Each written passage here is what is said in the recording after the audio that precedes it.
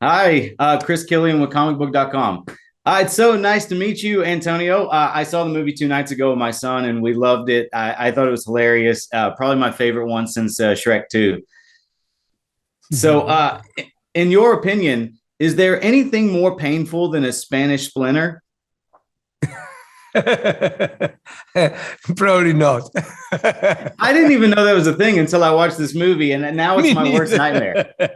Me neither. No, there are many things that I discovered with Puss.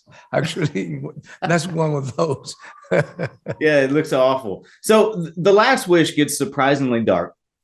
Why do you think it's important that we talk about death in an animated film that's intended for families? Well, we have to actually, we never talk about that. Or if we did, not directly.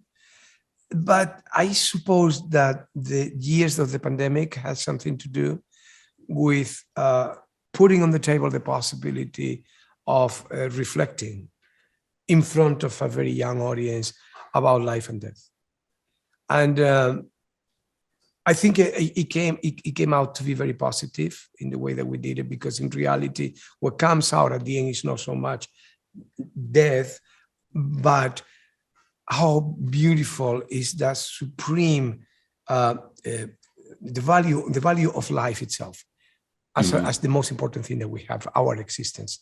And after the pandemic, in which kids have been confined with their families, and they have been watching television and watching all these news and experiencing something that even for us adults was strong, but for kids that are in the time of relationship, of going to school, playing, together, all of those things, they were cut. Like, everybody got in a box. Suddenly, I think it was important that actually cinema that is dedicated to them, that is, is aiming to them, it got the possibility to talk about this.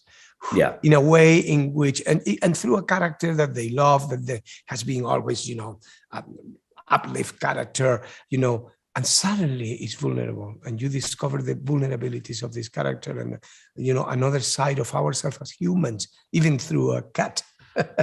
We can reflect about us as humans. I think that is important. I think it's done delicately and elegantly. I think you guys did a wonderful job. One last question. The Mask of Zorro, one of my favorite movies. I wanted to ask you about this. In the film, the mantle of Zorro is passed down from Anthony Hopkins to you. And recently, there's been this surge of legacy sequels. So would you entertain the idea of completing a Zorro trilogy, coming full circle, returning as Zorro, and passing the mask down to someone else? Yes, I would. I would consider that possibility. Why not? Yeah. I think during today's interviews, I said something like that to somebody, that if because they asked me about Zorro, and I said, well, if they call me to do Zorro, I would do what Anthony Hopkins did in the first to me. And so just give the torch to somebody else. Is there a specific actor working today that you think would do a great job following in the footsteps of Zorro? Tom Holland. I did Uncharted with him, and he's so energetic and fun, and he got this spark too.